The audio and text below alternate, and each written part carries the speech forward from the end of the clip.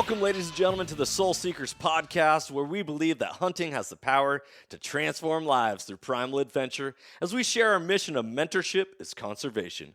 To learn more about everything we do, check out our show on Carbontv or go to soulseekersnation.com. Freedom on, everybody, and stay soulful. This podcast is proud to be brought to you by the Crazy Elk Company. Go to crazyoutcompany.com to pick up yourself a tag wallet, custom kill kit, or one of their e-tag systems to throw in your pack this coming hunting season. Use the code SOULFUL with a capital S to save 20% at checkout. This podcast is also proudly brought to you by OnX Hunt. When I first got into hunting, I kept hearing all about public land and different access and how to find different locations to hunt. I was like, well, how are people even identifying all this stuff? Well, sure enough, I came across the #1 hunting GPS app, and that is OnX Hunt.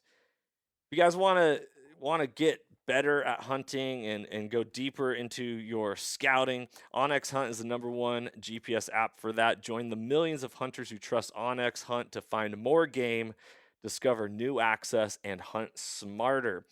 It was a game changer for me, and I know it's going to be a game changer for you if you've never used it. If you have used it, you know the power that it holds. Guys, I really hope you enjoy this episode. If you want to know more about OnX, go to onxmaps.com/hunt and check out their app. Be blessed, freedom on, and stay soulful. Ladies and gentlemen, welcome back to another episode of the Soul Seekers podcast. I'm your host, Johnny Mack, and today I am joined by a fellow friend who I met back in 2020 at the Western Hunting and Conservation Expo in Salt Lake City, put on by the Mule Deer Foundation, and that is my good friend and fellow hunter, Ray Crow. Ray is the director of the Western Hunting and Conservation Expo for Mule Deer Foundation and has quite a heck of a story as far as like the different things that he's done on his journey to just be where he is within his hunting story and all that. So we got him on to talk all about that. We're going to talk a little bit about outfitting and ultimately at the end, we're also going to be talking about the permits that come along with the Western Hunt Expo that's going to be happening here in February. So Ray, without further ado, what's up, brother? How are we doing tonight? How you doing, buddy? I'm doing very well. That was quite the introduction. I enjoyed that, man. You're setting me up on this pretty high pedestal, buddy. Well, I don't ever like to invite Joe Schmoes on my podcast. Like you gotta have some. Gotta hit the criteria. That's huh? right. That's right. Ray, what are you drinking tonight? I've got a little Crown Royal. I don't know why we wouldn't. There you go. Are you always a Canadian whiskey guy? Not always. I mean, there's all sorts of Jamesons and any of the ryes. I've been in the Knob Creek ryes lately. Okay. The Pendleton rye is one you should definitely try. I love it. So there is let's see here. Dennis Stokes of Initial Ascent. Are you familiar with Initial Ascent backpacks out of Middleton, Idaho? Yes, sir. I got to go spring bear hunting with him this year, and he is a bourbon drinker, and I'm a big bourbon guy because I don't know. Maybe it's because I just love America. It's like, champagne to France. It's not champagne unless it's made there. Bourbon to America is that for me. And so went up there. Yeah. He ended up getting a really nice gift of a 15-year Whistle Pig rye that it was, how ryes can be a little sharp at times, a little bitey. I couldn't even tell it was a rye. I was like, as smooth can be. Like, we're gonna put this bottle down really quickly. We better hold off on this. That's dangerous. Yep. So a little shout out to D Stokes, Puffy D as I like to call him. He is a savage, and their backpacks are incredible. I'm drinking a little Bowman Brothers. It's a small batch. It's distilled in Virginia, but it's apparently distilled originally by Buffalo Trace or something. I don't know, man. Sure. But I mean, the color is beautiful and it looks amazing. Yeah, it looks great in my hand and it tastes even better going down. There you go. I love it. So Ray, what's been happening in your world, man? You're a busy guy. 'Tis the season to be busy for sure. I mean, this snowball that I started pushing down the trail back in May, June of this year is getting bigger and going faster down the hill as every passing minute goes. So we're I feel like we're in the home stretch at this point in time, even though it's only December. Feels like it should be a ways away, but we're less than 2 months away. Yeah. So this snowball that's heading down the path is only going to pick up more steam and more momentum, and there's no stopping it now. So I just stay out of the way and just hopefully I can steer it and guide it in the proper direction. So I gotta imagine that you feel like Santa Claus for the Mule Deer Foundation. Like you plan all year long for this expo, and then oh, it's here, and then and then yeah, ooh, let's just take a breath. exactly. On Monday of the expo week, on January 30th this year, the weight will be lifted off my shoulders, and I'll be like, there's nothing that's going to be changing now. I can't, I'm there. There's nothing that I'm going to be able to do to dictate any difference than what's going to actually happen now. And so that's when the weight gets lifted off. But you're right. It's a pretty jolly position to be in, to just, be cruising around and delivering all the goods. I'll tell you what, here is so some of the jobs that I've done in my life, the most fulfilling ones that I've had are ones where I get to create something and then see a finished product. And specifically, like I used to be a produce man at a grocery store.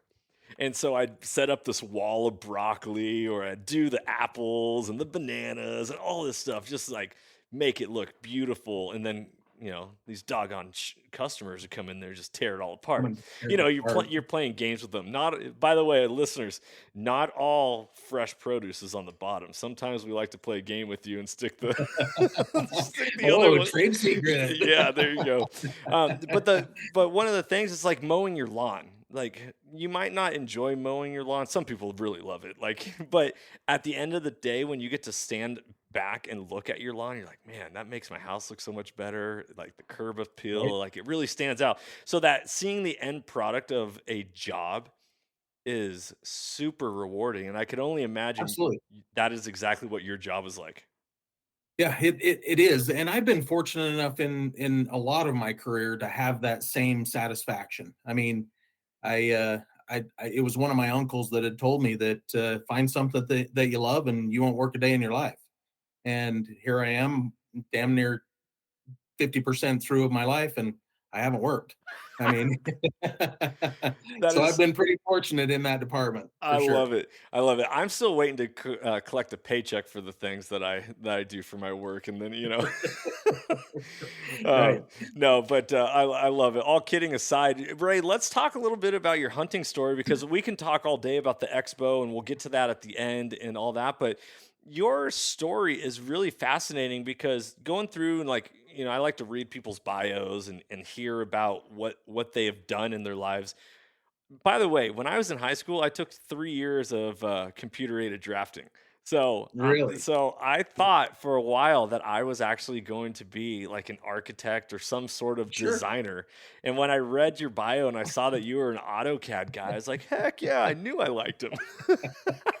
Yeah, I mean, it's what started my career for sure. So I don't regret one ounce of it. But after the first probably 18 months of that career, that was the last of the AutoCAD stuff. So Right. I really enjoyed that though, because I mean, I feel like my personality is a kind of a craftsman and a designer, so it fit well with my personality, but I'm also kind of a, a weirdo when it comes to operations and the flow of things, and work orders make me happy, and all these things that that kind of took me into a different career path, which is great. But yeah, it was kind of weird that the way I got my first position for the muzzleloading company out in little old Roosevelt, Utah, was because I had a CAD drafting degree, and they put me to work on designing or redrawing is where it first started, all of their drawings for their production of every piece and component to build a muzzleloading rifle. That is so So wild. so it was, yeah. No, I'm sorry, Right. I didn't mean to cut you off, and I'm just like, I'm jacked. Like, so what parts of the rifle were you developing? Was it the action? Was it like how the stock was gonna fit, or like, Everything. We had a trigger and sights that was the only two components that was put on that was not designed by Doc White was the original designer, and then I was just remodifying the designs or the drawings for production as things changed. So every little piece and component, down to even the springs that we would send off to the spring makers, and all the little knurled pieces and all everything, and even the barrel was done with the contour on the outside and the call outs for the inside for the grooves, and it was just it was everything. And I'll be honest, during school, I hated mechanical drafting. I did not. I mean, that was the least favorite part of the whole process. And here I am. I'm doing my job in mechanical, and I'm like, all I want to do is design houses. I thought that would be so cool. right? So, okay, so you ended up like redrawing these blueprints for these guns. Did you ever go hunt with them? Because I can only Oh yeah. imagine that if you actually killed something with one of the guns that you drew, like that's the ultimate reward, right? Yes. Now, the most rewarding part came a little later in life, and we'll get to that. But redrawing all those parts and pieces, it creates a little bit more intimacy to the product, and I felt like it was just an extension of my arm at that point in time without even shooting it. It was I was so well versed in what those pieces and components did that I just felt super confident in that rifle, which I mean, to this day, my son still uses one of those same original rifles, and he feels the same way. So, but later in life, as you know, you get going in various directions of your career. I end up being the general manager of a company called Austin and Alec Muzzleloaders in Provo, Utah, and so the design and the drawing part was in a different department now because I'm the grand poobah of dictation, I guess, if you want to call it that. And so I really started getting my creative mind and juices flowing, and that's really when it started being really cool because we started designing some really cool stuff. One of which I still have sitting in the corner of my office. I designed, and it never got to production before I left there. Do you remember the Winchester Model 94 I sure do. action? Yep. I built a muzzleloader out of that action. Really? Yes. And Wow. it was the coolest thing ever. And I got to go to Kansas and kill a pig with it. So the full Sweet. circle of from start to finish, yes, it So, was awesome. so you have the prototype rifle then? I do. Yeah, I do. Now, did it end up making it to full production and them selling it? It it did not. It did not. We made 6 protos, and we went out and pre-sold before we even knew how many actions we were going to be able to produce. Uh-huh. We went out and pre-sold 800 of them and found out that we were only going to be able to build 400 actions that first year just because of the way we dove into the plant at the time that we did.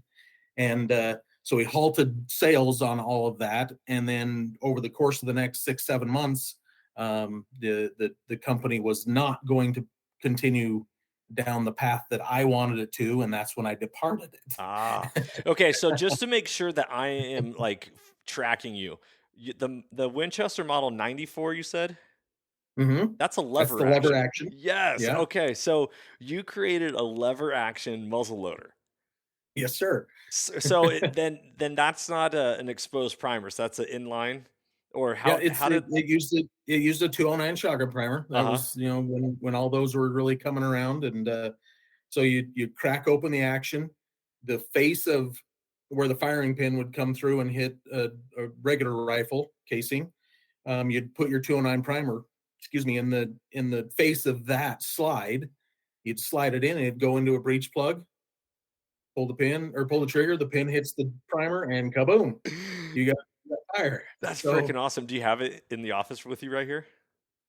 I don't in my home office. It's at my MDF office. So Gotcha. maybe I'll have to bring it to Expo so you can see it. Dude, yes, that would be so epic.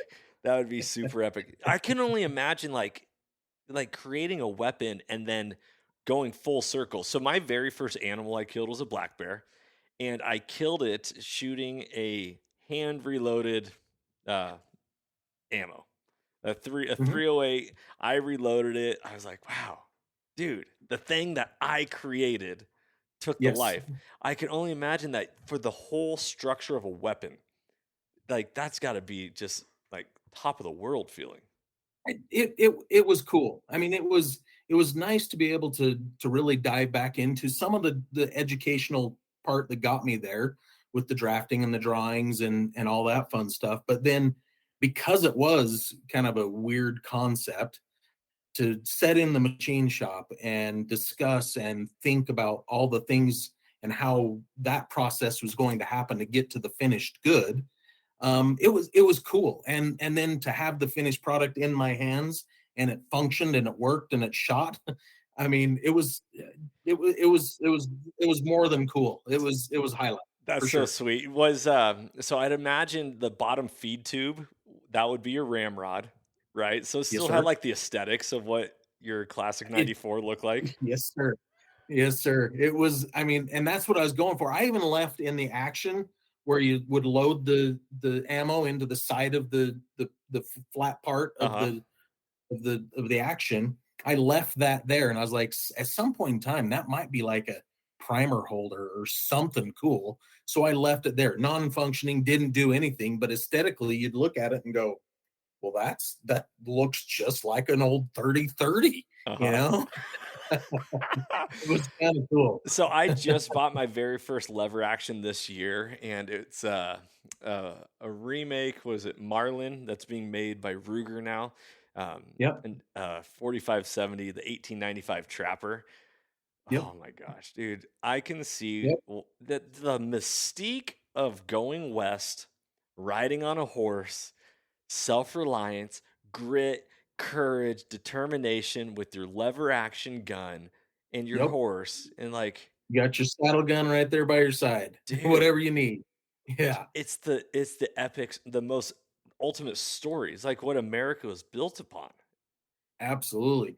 Especially the West. I mean, because they didn't have anything except for those little saddle guns that just slide right in their scabbard and come across vast lands to get from point A to point B. Oh my gosh. Okay, so when did your hunting journey start? So I mean, you took AutoCAD, thought you were going to be building homes and creating homes. All of a sudden, you're creating guns. You created a gun that you took an animal with. Where did the hunting journey start? Well, I mean, I was fortunate enough to grow up in a family that we hunted. I mean, that was, you know, the uncles, the cousins, the aunts, I mean, the whole family. It was a family reunion every year during the rifle season when I was growing up.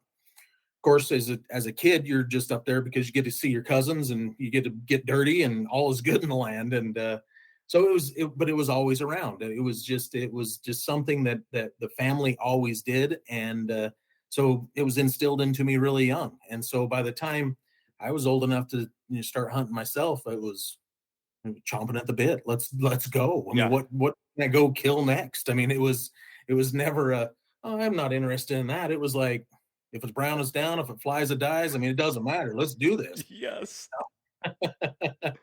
and and so I mean, of course, you go through that phase in life, and then I went through a phase in my mid 20s to probably late 30s that I was just trophy hunting. I mean, if I would rather have tag soup than shoot something that wasn't in my mind what was going to make me happy. And that varied from year to year, to be honest. But now I'm a little older than that, and you know you kind of come full circle. I mean, obviously, I want to make sure that there's meat in the freezer because I do enjoy it, but it's not the primary focus. It's just going out there and enjoying what's been created before us, and and enjoying your friends, and there's a lot more to it than just going out and harvesting something. It's way more in depth than that, to me anyway. And so now it's more about, okay, I've got this group of friends that they all do the same thing, but we can't align everything up at the same time. Life gets busy, you got families, you get all that fun stuff. But okay, this weekend's going to work for this guy, so let's go. And then this guy will work for this weekend. The odds of me killing anything is still slim, because I just want to go enjoy that nature and all the sights and the smells and the sounds and everything. And then when I do harvest something now, it's because it tripped my trigger. It was just something unique and cool. It had nothing to do with score and size and or anything. It was just like, okay, that's cool. We should try to do that. We should try to kill that. It's a 2 point. It's 25 inches wide and 30 inches tall, but it's a mature deer. Let's go do that. Let's do it. Yeah. And just so it's just a different deal. You go through that, and I mean, of course, now my better half, her youngest, is getting into this hunting thing, seeing her get into it and go do it, and being by my daughter and my son's side that are love hunting, and seeing them harvest and be out there and enjoy that time with them. I mean, life is pretty damn good. Yeah. Dude, the progression of a hunter is so fascinating. So fascinating. You get into it, and your sole purpose, regardless of the wonderful things that hunting provides, sole purpose is like, I want to kill an animal. I want to kill an animal. I didn't get into hunting to enjoy nature and hike. Otherwise, I'd be a hiker, Eco hunter. like the You'd be perfect. an eco hunter. Yeah, exactly. Um, and so you get to this point where it's like, okay, I'm just gonna kill. I gotta kill something. I gotta like Yeah. show myself that I can do this. And that brown it's down, flies it dies mentality is so true. And then you progress to okay, well, I've notched my tags in these categories. Now let's search for like what would be a great representation of that animal or that Yes. species. And then now Yes. that's our goal for this direction. And then it gets to a point where like that's cool, but the minute you get to pass on hunting to somebody else, it It is like, whether you whoa. whether you pulled the trigger again ever, it wouldn't matter. Yeah. There's so much enjoyment in that. I mean, so much. And I've been fortunate to be able to do that, to and be a mentor to a lot of a lot of folks in my circle that wouldn't have had the opportunity to get out there, whether it's because their parents are too busy, or because their parents weren't into it, or it was one of my kids' friends that they weren't into it, or whatever. Yeah. And it's more rewarding than designing a muzzleloader and going and shooting something with it. That's for damn sure. Dude, and that's a powerful statement. So on my journey of learning to hunt and creating this mission of mentorship as conservation, like the whole idea is to give it away. Just give it away, give it away, give it away, because it's so beautiful and so amazing that like, how could you just hold on to it? Right? It's you ever go to a restaurant and you're like, dude, that was the best food I ever ate. You guys got to try this. You got to go experience it. That was hunting for me. That's And so being right. able to take new hunters and have them get their hands bloody, or to teach them what it is or what it takes to find animals, it has been so rewarding. I reached a new level this fall. And my oldest son, who turns 8 here in 2 weeks, I got to take him on his very first hunt. And I moved to Texas. And so we went on a whitetail hunt during youth weekend. Oh yeah. Sat in a blind. I'm a meat hunter where it's like, dude, we need meat in the freezer. So he could have shot a doe, he could have shot a spike, we had permission to shoot any branched antlered buck except for one. Like there was like this one, if you see it, please don't shoot it. But other than Please that, don't shoot me. yeah. And so as soon as light comes, I'm like, oh, there's does at the feeder. There's doe. Carter, get your gun ready. And all of a sudden, we glass up. There was one small little spike.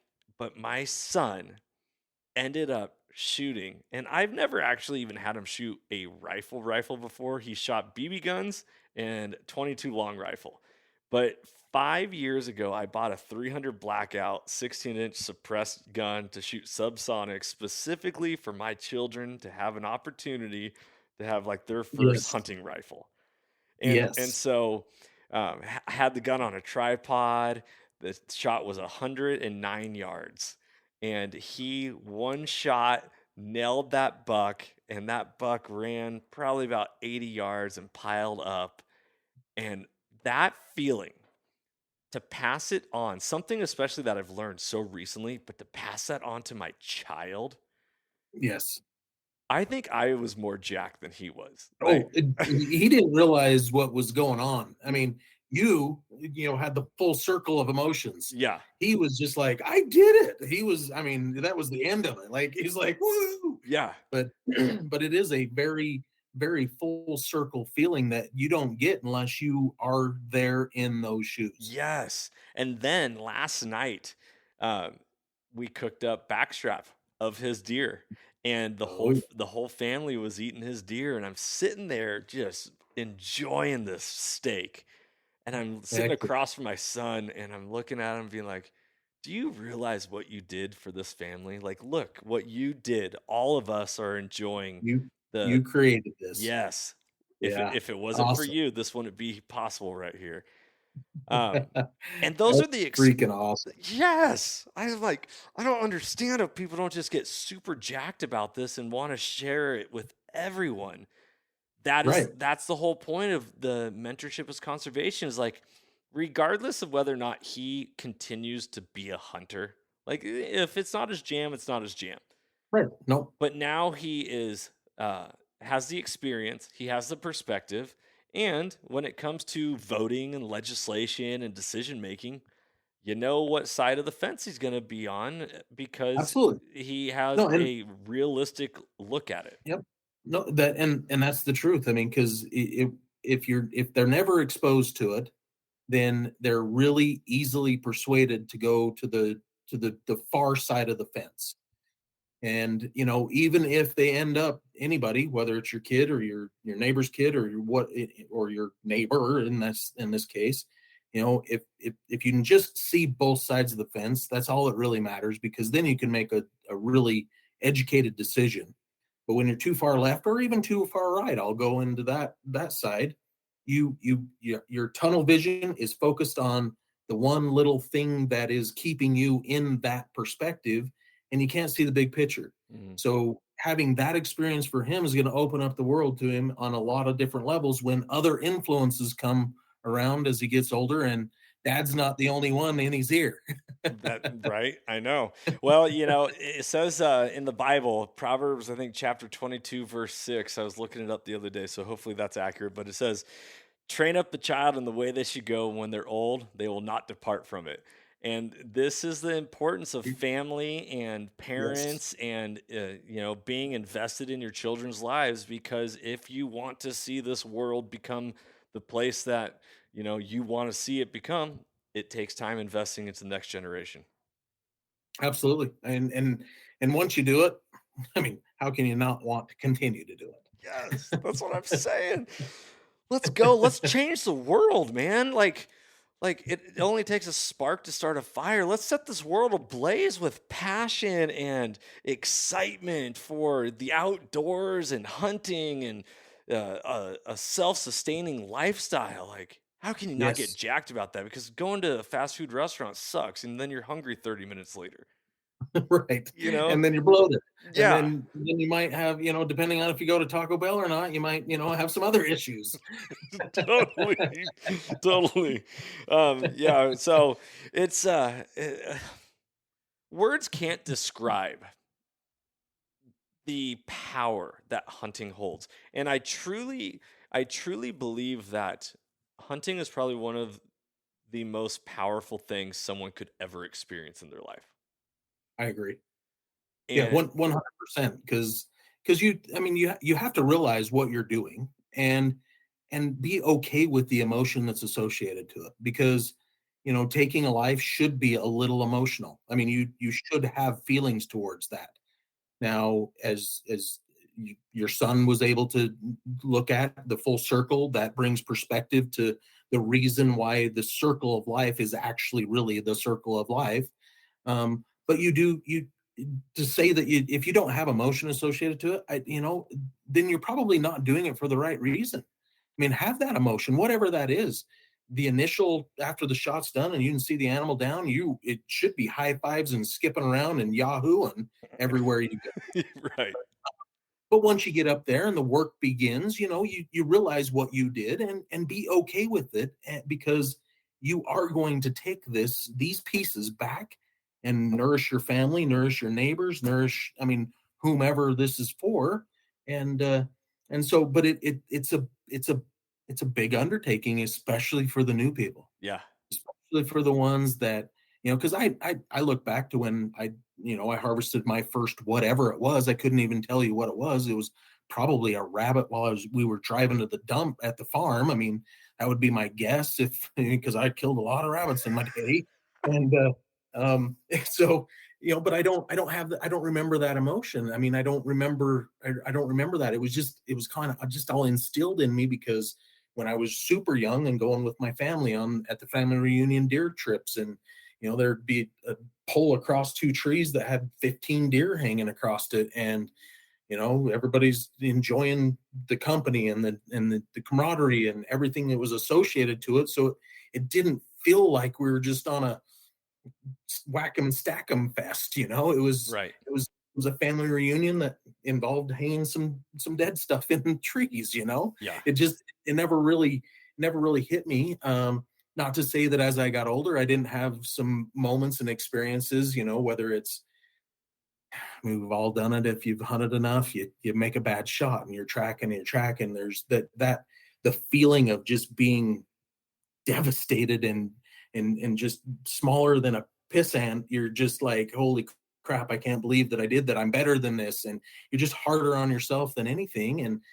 And so, you go through those experiences versus the ones that are just, one shot and it's there and then you're good. And it's just, there's a lot of emotion associated to hunting. Yeah. And once you get into it and understand the full circle, I don't know how people would not want to continue to do Yeah. Yeah. it. I totally agree. A couple of things I want to speak to on this. First off, like the wounding of an animal. My very first archery deer that I ever shot, I gut shot, Oof. and it devastated me. Yeah. I felt sick to my stomach, and I was like, I'm never touching a bow ever again.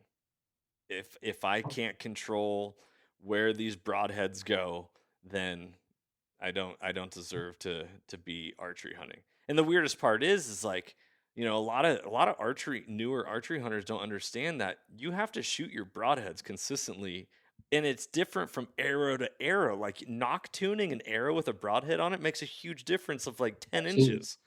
Yes, And so absolutely. like let's get this tight. And so my arrow, I was not very experienced with shooting with broadheads, and it hooked a hard left, and rather than just going where I was aiming, and I gut shot this deer, and I could see its intestines hanging out a little bit on the backside as it's walking away, and I'm like, Mhm. am I gonna get a chance to actually kill this thing? Because if not, that thing's being killed, but Right. in a It's going to be long slow time. and painful. Yes. Yes. Um, Thank the good Lord that it ended up bedding down in some blackberry brambles, and I found it, and I was able to put a second arrow in it, and then it had a quick death right after that, Yes. but that really taught me something. And Absolutely. from that point on, I was like, okay, you be prepared, know what you're getting into. Um, Yes. I think this is what I was going to make a point, and this goes actually kind of away from hunting and more into like I don't even want to say the term gun control, firearm safety. When I was 22 years old, I bought my first pistol because I was a backpacker at that time, and I wanted to make sure I had a pistol for whatever reason, and it was also because it was my American right. Like you hit Right. 21, you can buy a gun that's a pistol, and I wasn't as ingrained in my red-blooded DNA at that point and understanding the importance of it. However, something inside me was like, go get yourself a handgun. And I remember getting a handgun, and my good buddy to this day, who actually is a huge hunter up in the state of North Dakota, shout out to Jeff Winslow if you ever listen to this.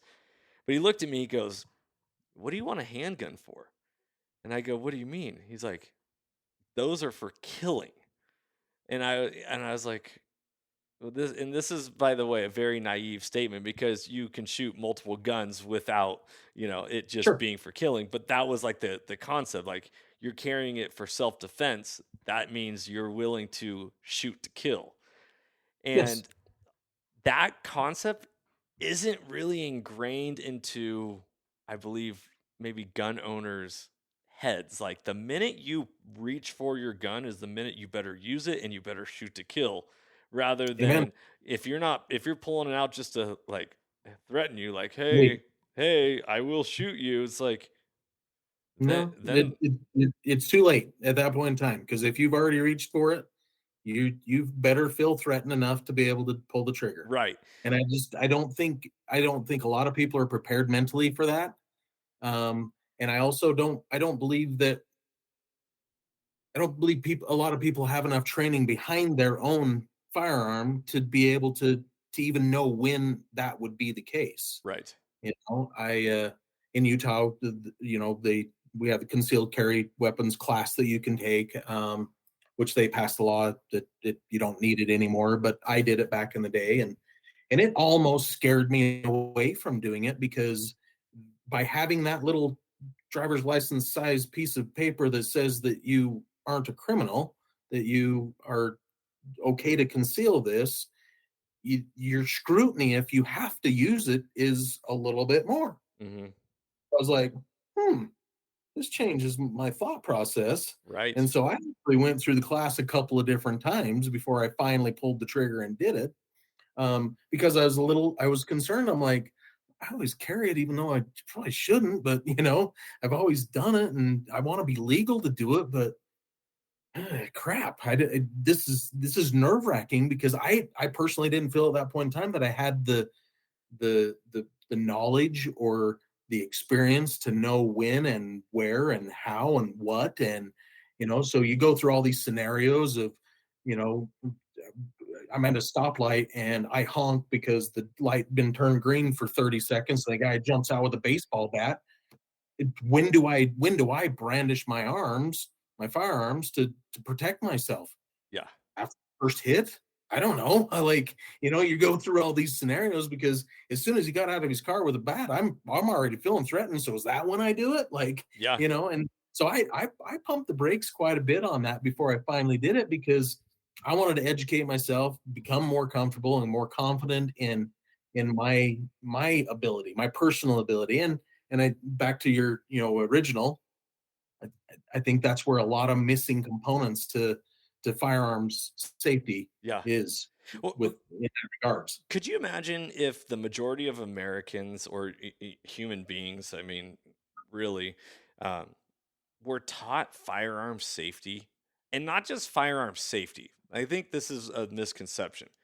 Firearm precision, correct use of Yes, firearms. Because could you imagine all the new hunters that, okay, whether or not you're ready to like you have the skill set to find the animals and do that, like you've already gone through the thought process of like what it means to take a life, and it's yes, ingrained in from a youth age all the way up. And it's like, okay, now's my time, let's put it to use, let's see what it feels like. Is it for me, is it not for me? Let's right. let's fill it out. And I think you think back. I mean, I'm 47 years old, so I was born in '74. Well, I'll consider myself. My mom and dad would disagree with this, but they're not here to defend this statement, so that's fine. I was an oops baby, so my mom was 41 years old when she had me in 1974. So it during that time, I was kind of raised in that still that family is still really really important. Hmm. And I grew up on a farm, and so a different lifestyle than the city boys that, was you're down the street by 15 miles or whatever. And, it's a different mentality. So the late onset hunter has the very much a disadvantage of not growing up in that era or in that time frame, or even in that feeling or the atmosphere of the urban or the suburb, the outside of, in the country. Right, right. It's all, it's so close and tight knit, and they don't have the ability to just walk out the backyard and shoot a gun. And, and when the hunting goes, it's, the dad and maybe a kid, or a dad and his buddies or whatever. And it's not this big family affair. So you look back at what I was saying earlier about going up there. I didn't realize what was really happening until I got a little older. And it was a natural thing. I didn't have to, I already knew the ending result based off of being up there from the time that I was, probably I couldn't even walk or talk by the first time I was hunting. Yeah. And so you go through all those experiences to the late onset hunter. That's the gap. That's the gap in the bridge on letting them know and trying to tell them that there's going to be these emotion involved.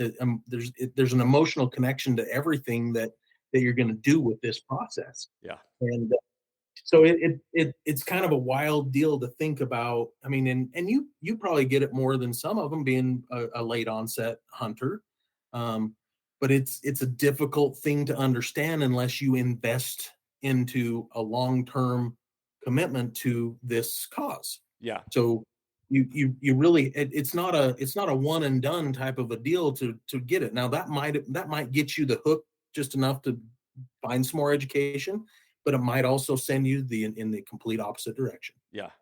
No, I agree. And the really interesting thing is it becomes a lifestyle. It doesn't have to be, but the more you put into anything, the better you're going to get. Malcolm Gladwell wrote the 10,000 hour rule, where he's like, it takes 10,000 hours to reach mastery. The minute that you hit 10,000 hours in any subject, you become a master at it because you've done it enough in repetition and continuity that it just becomes second nature, muscle memory, Sure. whatever you want to call it. Like, Sure.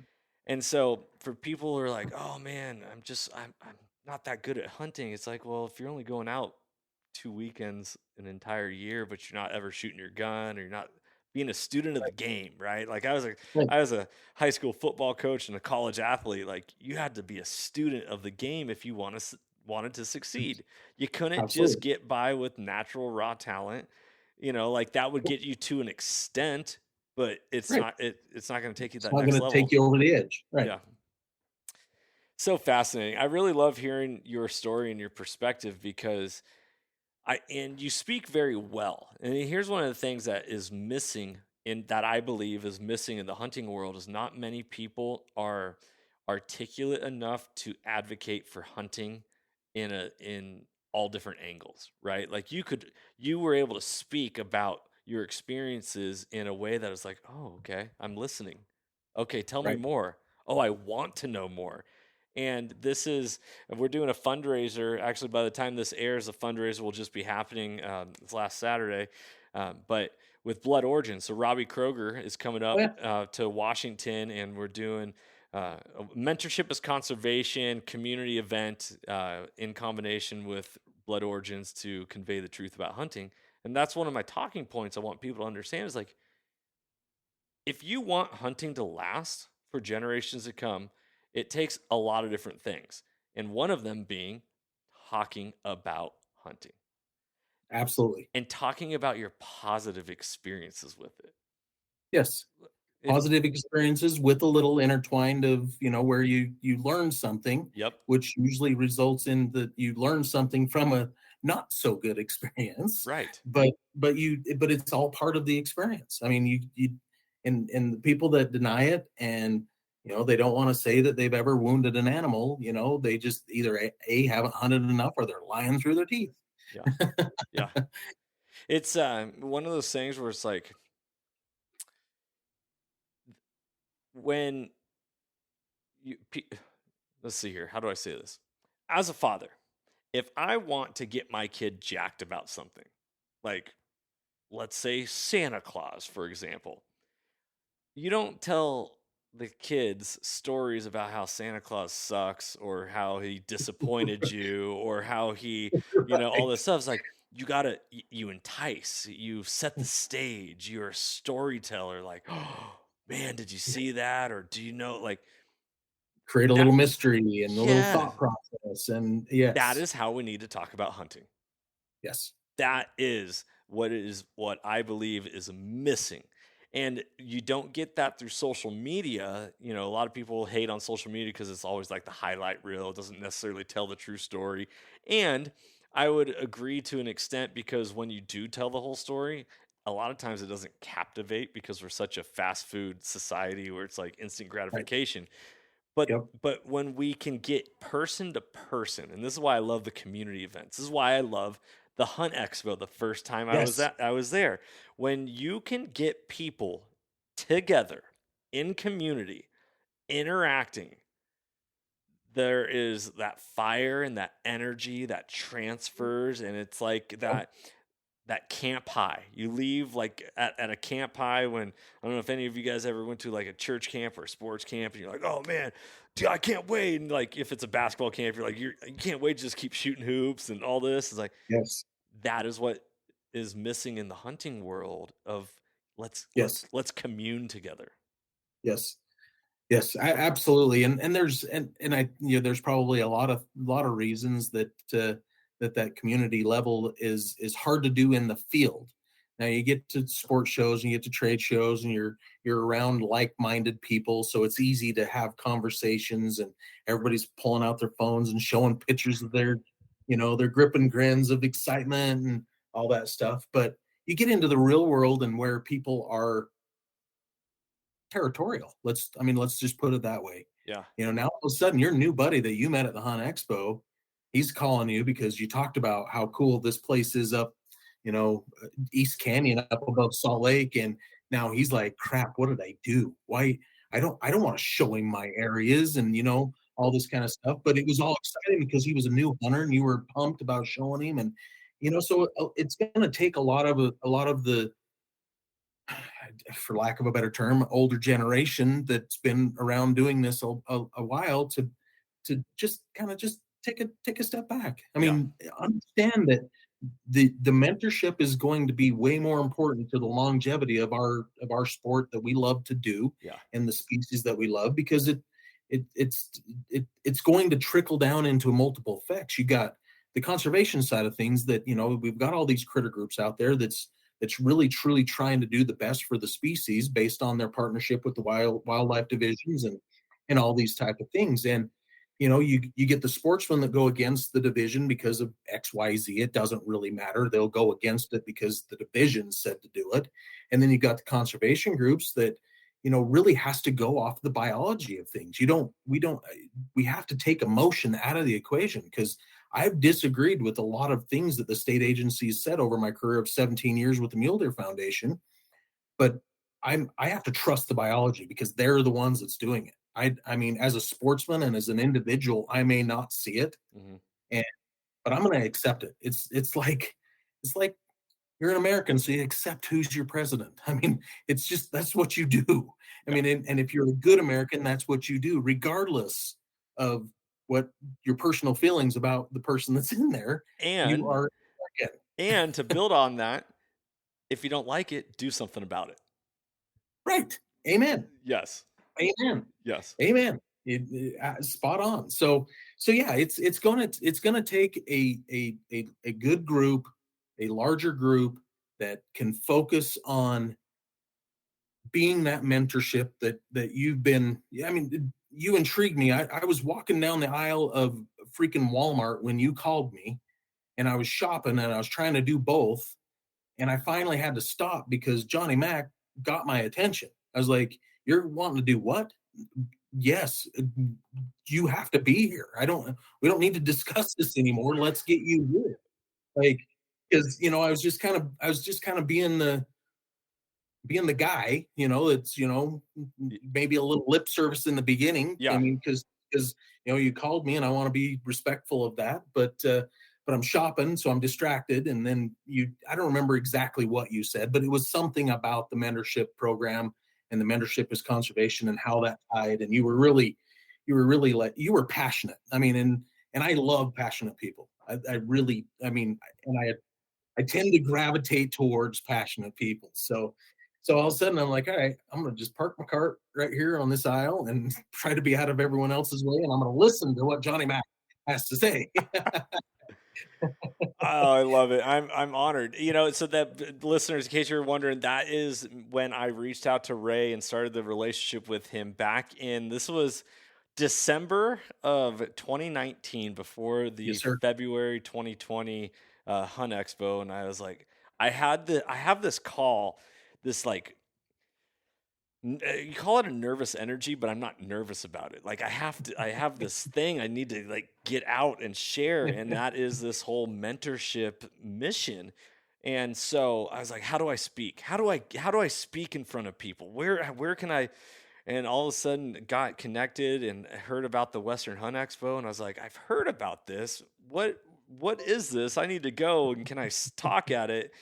And so, Ray, you gave me the green light and invited me down to be a seminar speaker, and I really appreciate it, brother. And I just want to say this that I'm returning back. This will be my third year being a seminar speaker, and now I'm giving a seminar on black bear hunting 101, which is powerful because, and this is what I want to talk about, how you were saying it, like it takes the next generation and that canyon just east of Salt Lake City, like it's hard to say, oh, now I don't want to give it away, and Right. we become very, like what was the word you said, like Territorial. territorial over things. You give a man a fish, he eats for a day. You teach a man to fish, he eats for a lifetime. And so when I like to joke and say, coordinates is not conservation. That the coordinates does not equal conservation. There Mentorship you go. equals conservation, and mentorship comes in multiple forms, but one of those, and one of the biggest ways, is to teach people how to reach their own conclusion. Right? Absolutely. As a school teacher Absolutely. doing teaching for 16 years, if I gave every student the answer to the question, whether they raise their hand, they're like, "Hey, Mr. Mack, what's the answer to this?" I'm like, "Well, if I give that to you, you're not getting any better. You're not learning. You're not growing." You know. Now, caveat to that is sometimes when you see an end result, and you probably know this from AutoCAD and being an engineer, concepts is reverse engineering, right? Oh Like yes. give me a product, and then I'm gonna piece it apart and I'm gonna understand it more, because then I can put it back together.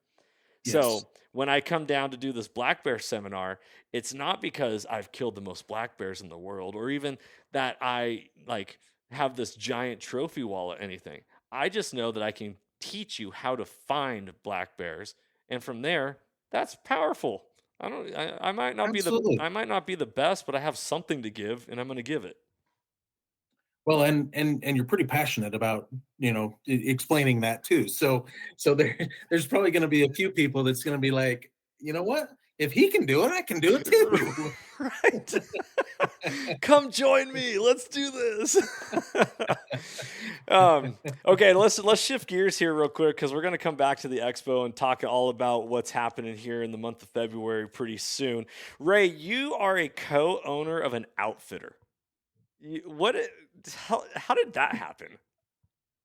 Well, I mean, back when I was doing, some muzzleloading designing and selling and peddling, I met this crazy guy from Minnesota that always walked around in a big old bear coat and bearskin coat and claws around his neck. And I What? mean, he's like 6'2" tall. And I mean, he was walking around like he owned the place. And somehow we, ended up sharing a whiskey or two, and getting to know each other, and we just remained friends over the years. So, we hunted together. Matter of fact, he with that lever action muzzleloader, he was the only other person in the country that's ever killed anything with that gun, also on that same trip. So as we're Yeah, I just real quick.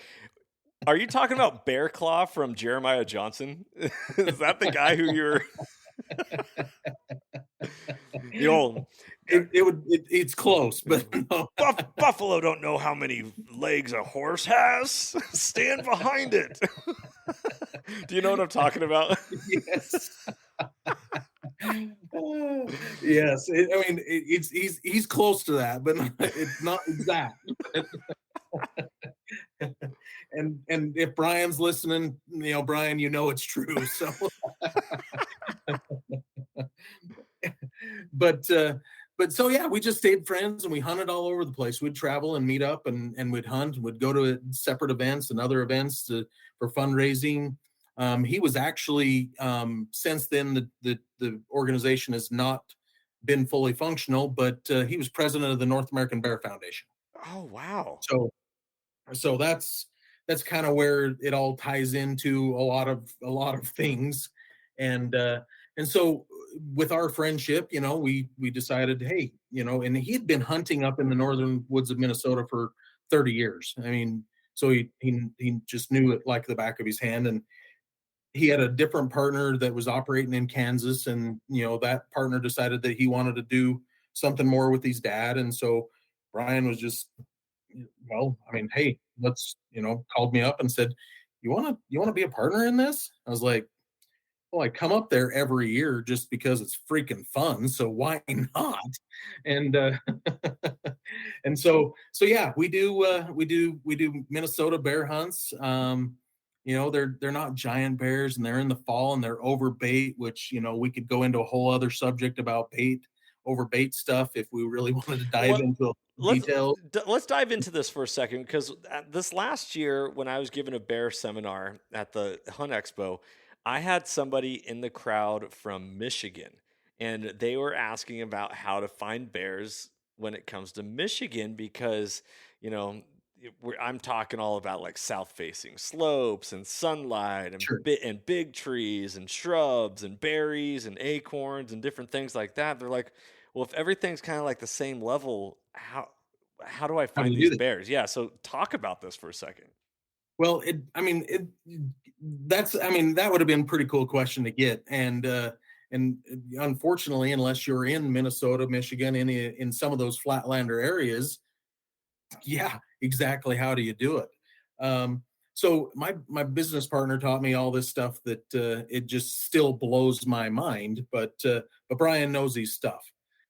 So if you take a creek or a water source, or you take any of those type of things, and then you look to where there's a pinch point, whether it be a small hill, a big old forest that's just fallen down, and all of a sudden there's an open area, you've got pretty much a line to go there to where the berries are, or whatever the food source is going to be.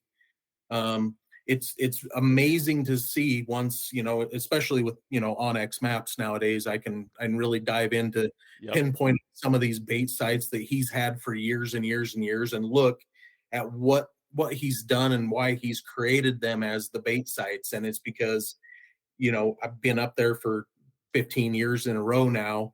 I know that, oh, there's a creek there that I wouldn't have ever known that was there. I mean, in a million years, unless I just went tromping through the woods. And usually the only time I'm tromping through the woods is when I'm going to retrieve a bear in the dark, and I don't know how to get back out anyway. So, right. and then there's the berry patch that's just down the road, probably less than a mile in most cases. And so he just kind of picks a place that, especially for our style of hunting, that's easy to get to for most of our hunters. I would say in most cases off of the 2-track, we're only, 50, 75 yards off of a 2-track road. So there's not a lot of hiking that's involved with people getting into the stands. So we can accommodate a vast variety of health, conscious minded people. Yeah. And the quantity's good. So, but that said, it is overbait. It's in the fall. They have a management number that they want to hit and they want to target in that area. And without doing the overbait, they wouldn't have done it. The thick, dense forests that Minnesota and Michigan have, you're going to have to draw them in. There's no other way to do it. Like to do an Idaho type bear hunt and go to the south slopes and glass until they come out into the sun or whatever they're going to do, go feed or, chase women or whatever they're trying to do at that point in time. Right. I mean, it's just not going to happen. You're not going to see them. You're never ever going to see a bear. You'd have better chances of seeing a bear driving down the freaking main road than you would by going into the forest in Minnesota. Interesting. Because your field of view is 30 yards. Do you have a predator call? When Minnesota had a wolf season, we did. Ah, that was cool. I can imagine. Okay, so you're sitting in a tree stand. We don't do any predator calls during the bear season per se. All that would do is attract the wolves. I mean, every one of our hunters, and we'll have between 20 and 30 hunters a year, and every one of our hunters will see a wolf on bait. I mean, it would just attract the wolves. I mean, there's no question about that. I mean, there's just so many dang. Interesting. Okay, so I come from the age, because I was born in '84, by the way, of cross training. 10 years, dude. Dang. Right? Cross training. Total word that people do not know nowadays when it comes like the youth, right? Like, hey man, let's go get our cross trainers on. They're like, what is that? Like, no, shoes that you wore for multiple things. It wasn't like singular specific. Anyways, like Skechers for the dads that mow the lawns. right. Or the old gray New Balances or the white. Yeah. Okay. So would you consider bear hunting and how you're talking about like the water source, the berry patch, and the pinch point in between similar to tracking like a whitetail trail of like, sure. Here's a heavy highway use? Yeah, absolutely. Now, I mean, obviously, when the different terrains are and the different, I mean, the bear with their pads and the deer with their hooves make a very different path, right? With distinction anyway. And so but yes, I mean, once you get to know that there's high points, there's low points, there's food, there's water, there's all that involved in this, it becomes pretty simple to, and especially nowadays, like I said, with OnX, you can kind of, I added 2 more bait sites this year that were immediately hit based off of OnX, just Googling or just scrolling into where I wanted to be and going, I think that will work based off of the topographer. That word, topography, man, too much. There you Crown go. Royal, Thank there, you, Big Johnny Chief. Mac. Yeah, we're getting deep in the old Crown Royal, but yeah. So you can kind of analyze that and look to see what areas might work. And I'd never done that on my own. I'd always kind of left that to Brian because he has 30 years of experience, and why try to reinvent the wheel? But I'm like, it's my route. I'll do what I want. So I'm out there doing it, and I was like, holy crap, it's a bear. And put a camera on there. Sure enough, it was a bear. Sweet. I couldn't get it to come in the daylight, but that's a different story. But yeah. And then when you're baiting, are you go get as many little Debbies and pastry snacks as possible and put them in a pile, or are you guys using specific products? You're gonna giggle. So we go through about 8,000 pounds of cookie dough a year. Oh, baby. and we go through about 6,000 pounds of trail mix a year. Wow. And we go through about 3,000 pounds of gummy bears. Oh, dude, yes. I never hunt without going with gummy bears. And the fact that you go bear hunting and they're eating the gummy bears, it's like that. Talk about the circle of life right there. Right? So yeah, we that's our little combination, our little mix, and we take every other day, we take a 5-gallon pail to our bait sites, and we have upwards of 85, 90 bait sites that we're operating up until the season opens. And then we dial it down to the 3 bait sites per person that you're supposed to use based on daylight bears and all that fun stuff. So But yeah, we're out there. We're slinging a lot of cookie dough for a couple of weeks. Sweet.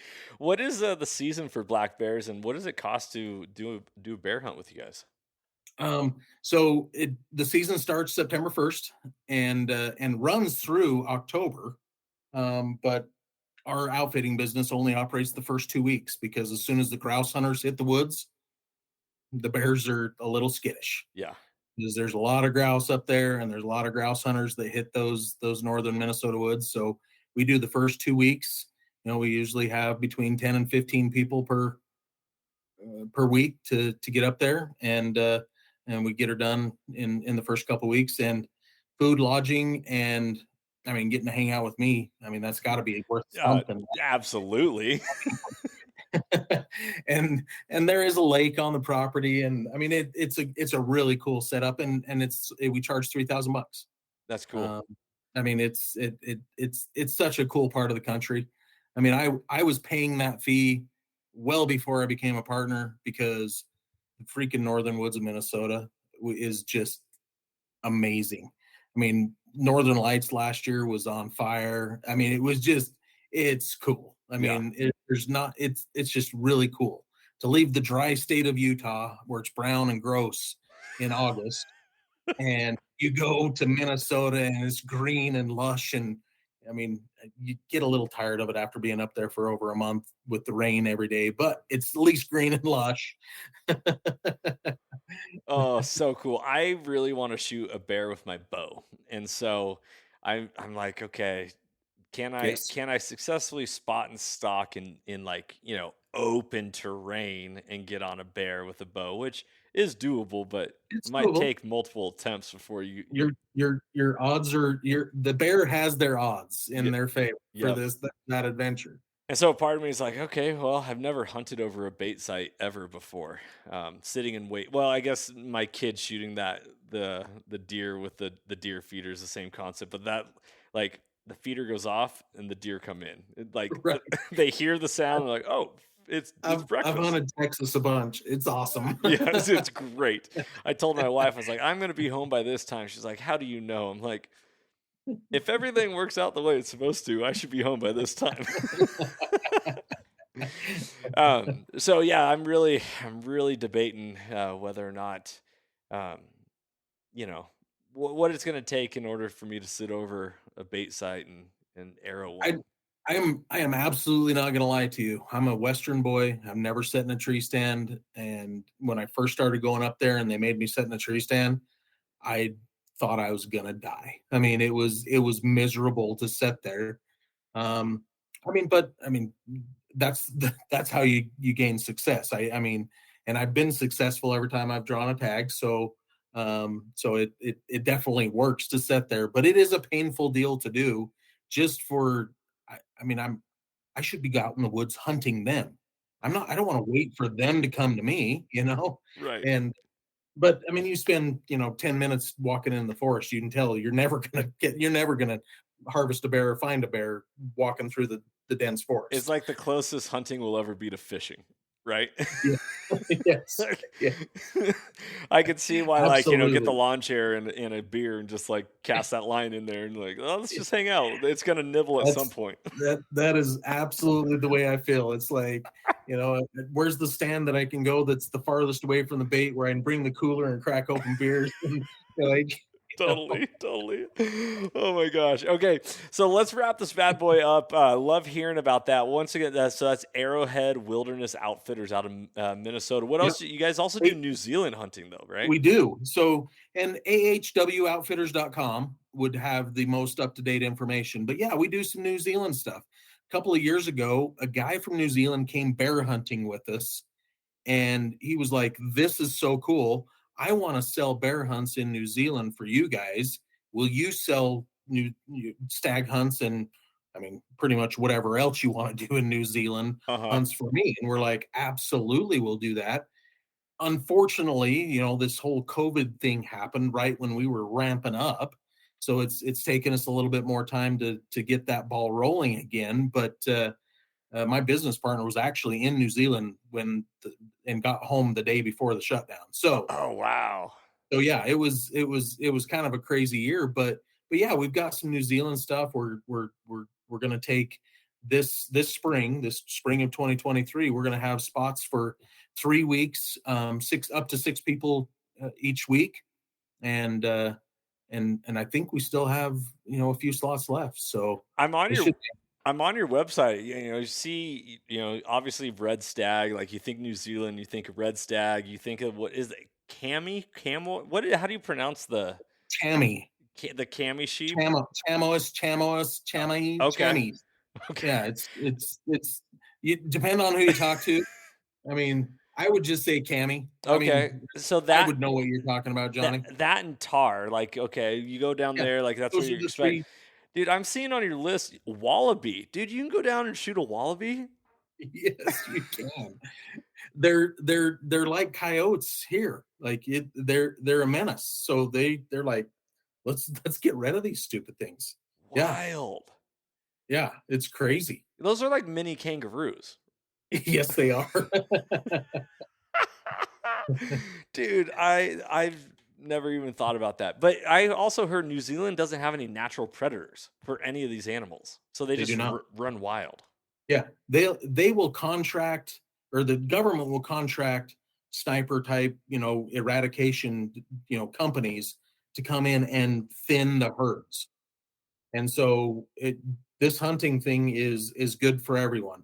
Everybody gets to, the circle of life back in on the monetary side, get a little money for these things that are running on their property that is taking away food from their cattle and their actual way of life. So I mean, it's a win-win in that area, because you're right, there is no natural predators. So they're either going to die from eradication or disease anyway. It's fascinating. Fascinating, man. I can't believe it.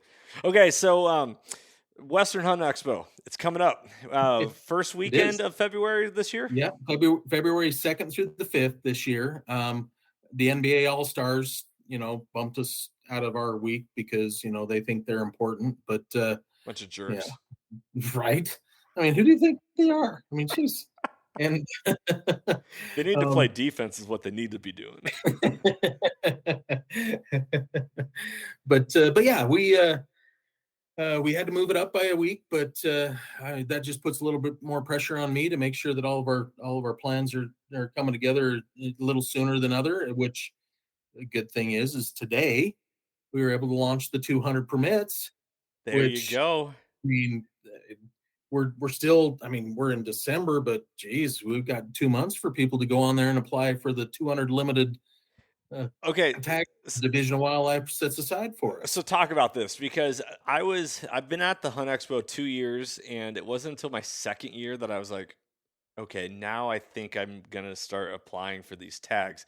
Explain to the listeners what they can get out of it, because you can buy the tags online, but is it like something about being at the expo actually helps out Yeah. also? So the application process, you can do everything online. So you go in and pick your species. They have different categories and groups. You can pick all elk, you can pick all deer, you can pick all pronghorns, you can pick all turkeys or whatever. You can just do it all, and it comes up with a price. And at the end of the day, they're $5 a piece for the application. And so you go through that and you do that all online. You don't have to be at the show to do that. You click the button, you send in the payment. To make it valid that you're in the drawing, you do have to come to the expo, show the driver's license that says I am the guy that applied for those tags, and then you're locked in for one of the 200 permits that's offered at the expo. Which Doesn't go away from your points. It doesn't take away from any of the points that you've been drawing or trying to draw for in the state of Utah. The only thing is, if you do draw a once in a lifetime permit, it does take away those points, but everything else stays on the table. which is fascinating, because in theory you can draw one of the most coveted like mule deer hunts for $5. Yeah. Which I in mean, the auction, plus plus your license fee, but I mean that's still nominal in the big picture of things. I mean, because yeah, you take a Henry Mountains deer tag in the state of Utah at our conservation auction that will sell for $95,000 to $105,000. and you're going to be into this as a non-resident for less than 300. It's incredible. It's really, really amazing, and something that I highly suggest, not only for people to like apply for these, because it's a great way, it's a great fundraiser. The fact that Utah's Department of Fish, is it Fish and Wildlife or Fish and Game? What do they call it in Utah? It's wildlife resources. Okay, It's wildlife resources. completely different. The fact that Yes. they're willing to partner with you guys to do these raffles and sell these tickets, Right. like, what a great fundraiser and what a It, great opportunity for it sportsmen. it really is. And when 97% of that money goes back into conservation, there's obviously there's expenses that goes into, putting that little show on, and even applying or in the 200 permits for the application process.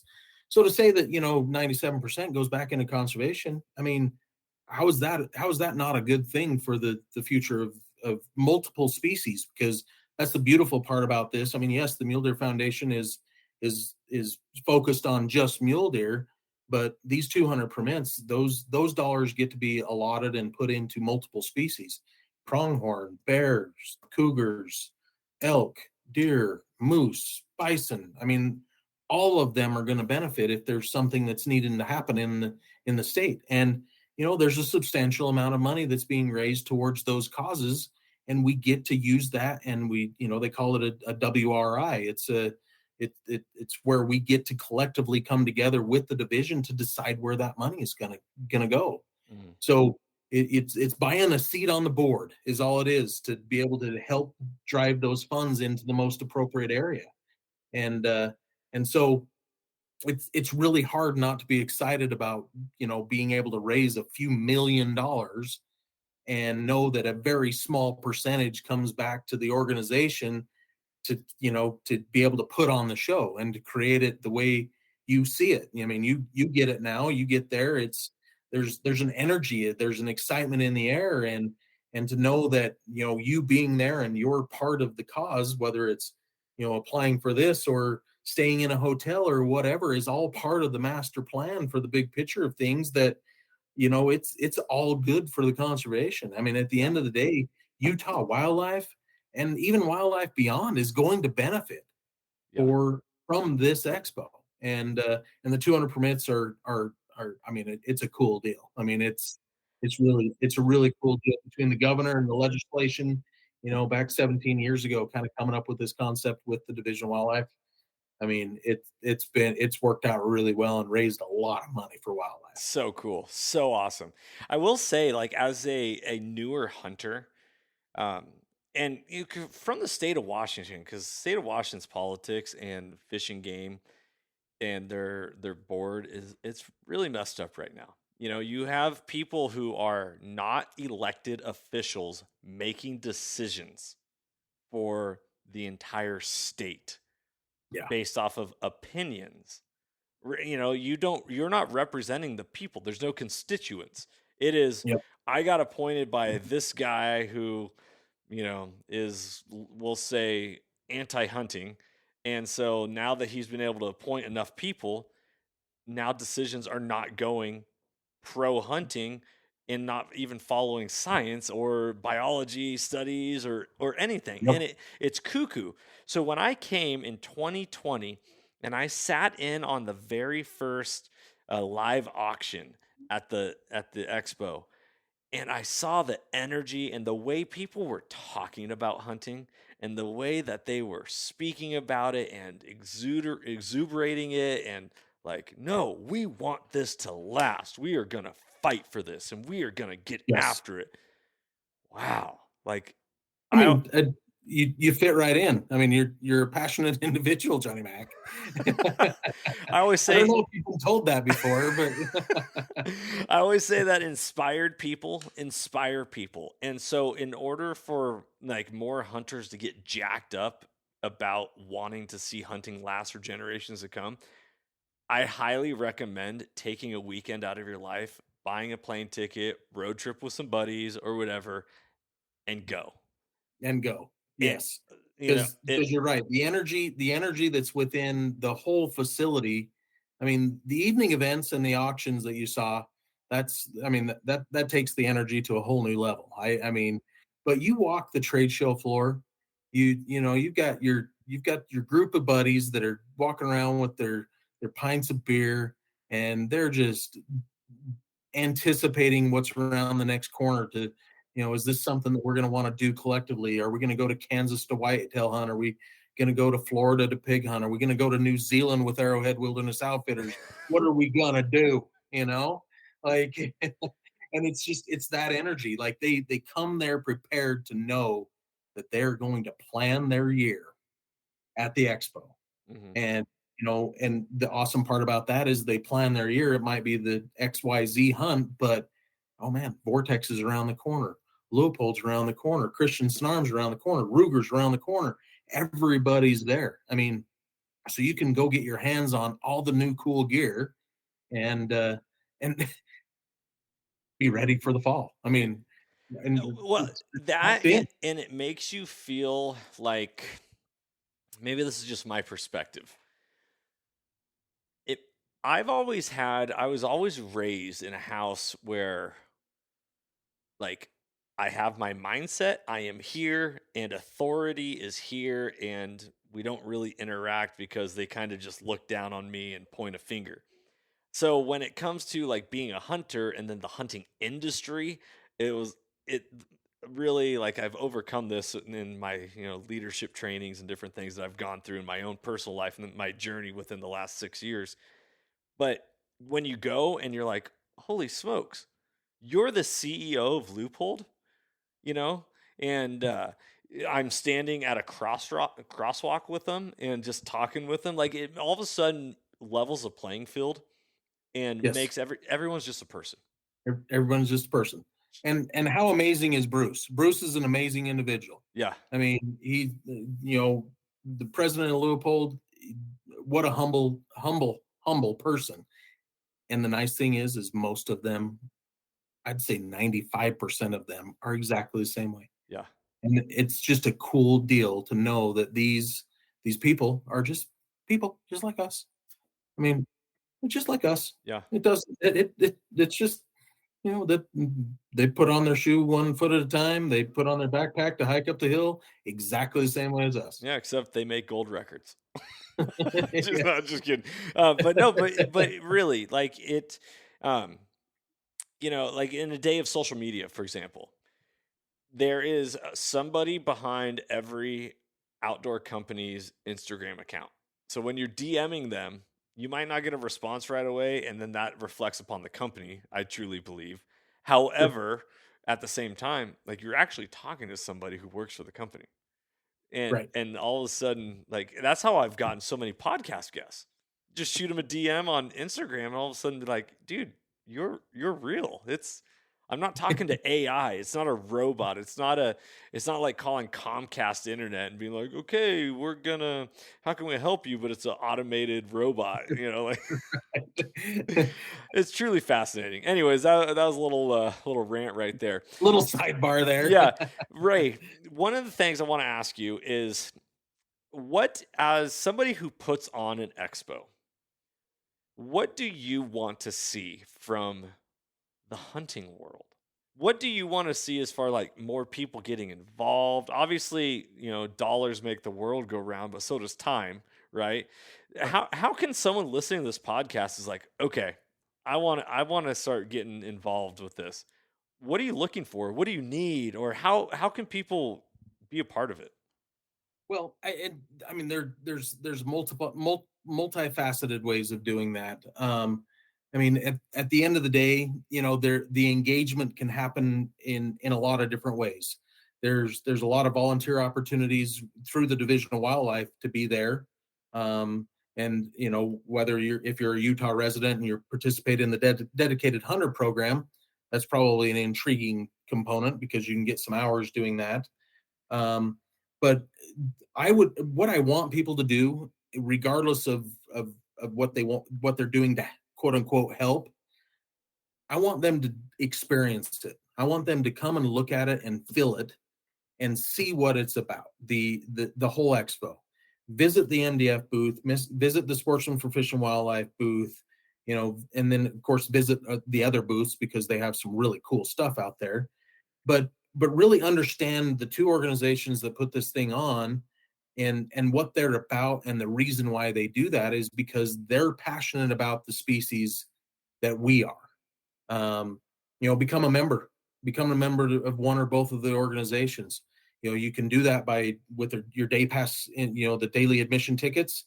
We have membership options in that, and if you buy an evening event ticket this year, memberships are included, no extra charge. Sweet. I mean, it's just we want you to know what we're doing, because I think that's part of conservation organizations' downfall over the years, is not telling people what we're doing.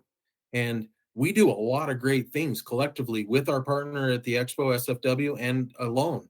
We do a lot of great things for not only mule deer, but it trickles down into other species. So educate yourself. If this is an acceptable answer for Johnny Mac, I want the people, the listeners, to educate themselves on the reason why that conservation is important. And then there's a pile of branches that can go down into.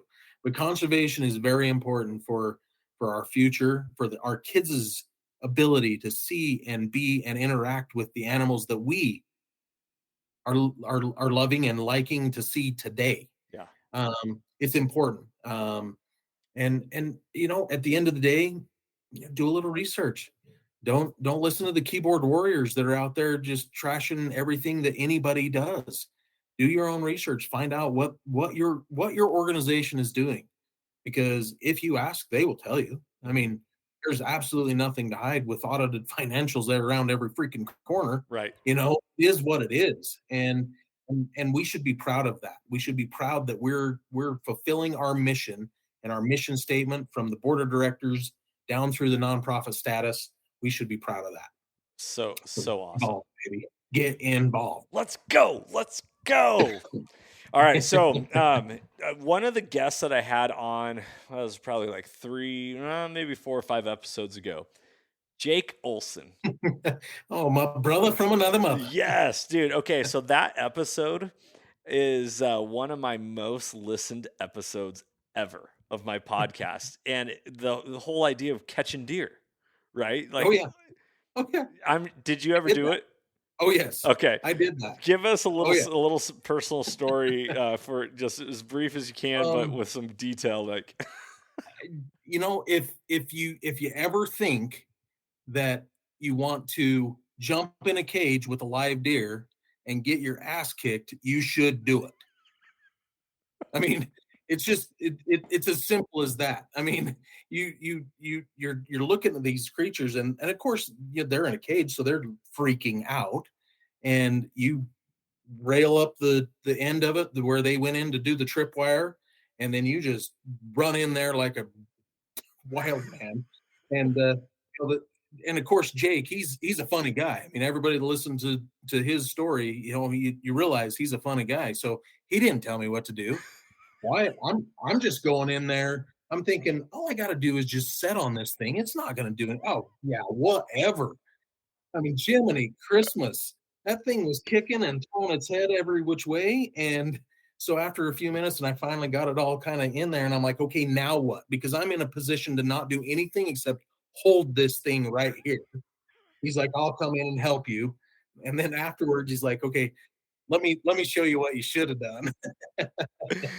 He is hilarious. I had him on, and he was like, yeah, get in there and hobble a deer.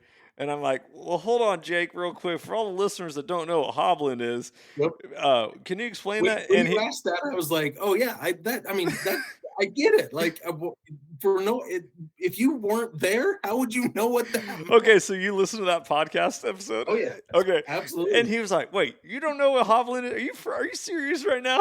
I played it off like, "Oh yeah." I had no idea. Oh my gosh, this is awesome. Okay, Ray, you are an absolute stud, brother. Thank you so much for being a guest on the show. Any information that you want to leave as far as listeners like to direct them to where to go or how to get connected? The best place to go for all information Expo is www.huntexpo.com. Yeah. That will give you every ounce of information. It's continually uploaded with all the cool new information. But something that just went live, a few days ago also is the Hunt Expo 2023 mobile app. And that will be updated a lot also. Like your seminar will be on there hopefully by Monday if Ray doesn't drink too much Crown over the next couple of days. You know, but but yeah, it's so you just go to your store, iOS or the Google Play Store, and just search Hunt Expo, Okay. and it should pop right up on there, and it has all the exhibitors on there. It has the map, it has the floor plan, and the schedule will be loaded, as time permits. But those two places should give you every ounce of information that you need to know about the expo and the reason why you should be there. I love it. Dude, the reason. God, let's go, baby. All right, everybody. If you're not jacked up from hearing this episode with Ray Crow, I don't know what else I can do for you. Guys, this has been so much fun. Ray, this has been absolute pleasure. Real quick, last question I got for you. Having the last name Crow, people always say you got to eat crow a lot growing up, or like what play did you get off of that last name? It usually turned into Ray Sparrow, but Okay. I was like, well, I mean, if I could look like Jack Sparrow, I'd be all right. I love it. Oh my gosh, good stuff. Okay, listeners, thank you so much for tuning in to this episode. Hope you guys were entertained and enjoyed it, and we're able to pull some information out of this episode and apply it to your own specific life. Remember, we all are ambassadors and advocates for hunting, and hunting has the power to transform lives through primal adventure, and it is our job to share it with everybody else. And just think about all the lives that you can transform in this world by giving them the gift of being a hunter. That's so powerful. As like it's the holiday season. Like, give them the gift of being a hunter, the tools to transform their life and be self-reliant and provide food for their own families. Like, man, come on, baby. Let's change this world together. Guys, be blessed. Thank you for tuning in this episode. If you liked it, share it, give it a thumbs up, subscribe wherever you can. And thank you so much. Be blessed. Also, if you want to catch a bear hunting 101 seminar at the Western Hunt Expo, I'll be giving a seminar on Friday and Sunday of the Hunt Expo, and I can't wait to see you all there. I might even have some giveaways for all of you who are in attendance. Be blessed, everybody. I'm Johnny Mac, Freedom On, and as always, stay soulful. If you enjoyed today's podcast and want to support the show, you can always like, share, subscribe, and leave a rating, as it helps us share our mission of mentorship is conservation. Thank you so much for tuning in and being a part of Soul Seekers Nation as we transform lives through primal adventure. If you want to get more connected with the podcast, check out the Soul Seekers Nation Facebook group, as I look forward to connecting with you on the next episode. So stay tuned and stay soulful.